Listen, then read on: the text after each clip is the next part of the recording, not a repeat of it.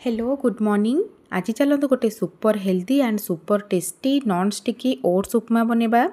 यह हूँ गोटे एंटी न्यूट्रिएंट फूड। इतने हाई फाइबर थाए, यह कोलेस्ट्रॉल कम करें, बीपी को कम करें, यह कन्स्टिपेशन को मध्य दूर करे।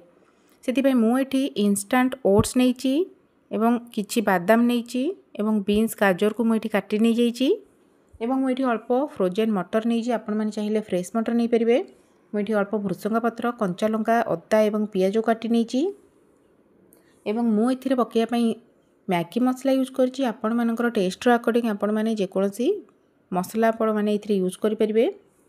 एबे हमें पैन गरम करबा एवं इंस्टेंट ओट्स को हमें इठी ड्राई रोस्ट करनबा। जस्ट हमें हल्का रोस्ट करबा।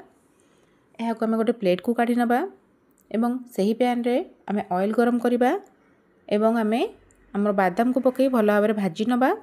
बादाम भाजी हो सारा आम यहाँ काढ़ी नबा एवं सही ऑयल रे आमे सोरिष, जीरा, कंचा लंका एवं छेचिकी रखिथिबा अदा को देबा एवं भृसंग पत्र पकेबा एवं काटिकी रखिथिबा पियाज को ऐड करबा एवं हमर सबुतक वेजिटेबल को आमे जो काटिकी रखिथिलु ताको ऐड करबा। आपण माने चाहिए जेकोसी वेजिटेबल आपन पसंद रही पकई पारिबे। एबे आमे स्वाद अनुसार लूण एवं हळदी गुंड पकई यहाँ भल भाव गोळई नबा।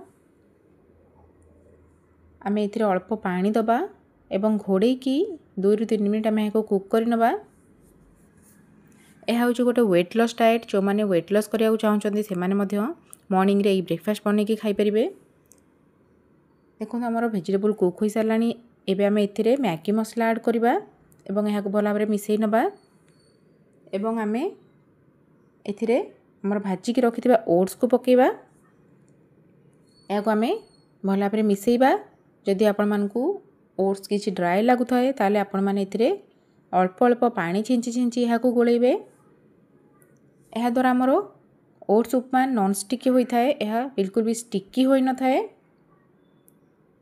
मुझे गोटे 2 मिनट घोड़े दी पुणी यहाँ अल्प अल्प पानी छिंची छिंची यहाँ मुझे गोले नहीं। देखो आमर ओट्स उपमा पूरा नॉन स्टिकी होइची।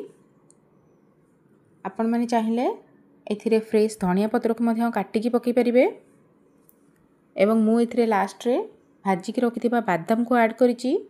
हमर लास्ट रे बादाम पकई द्वारा यह क्रंची होता है। यह खाइबा को बहुत ही टेस्टी लगी थाए।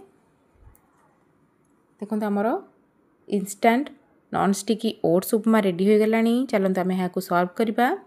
आपण माने मॉर्निंग ब्रेकफास्ट रे यहाँ निश्चय खाआंतु। जदि आपण मानकु मो रेसिपी भल लगी थाए ताहले लाइक सब्सक्राइब निश्चय करिवे। जय जगन्नाथ।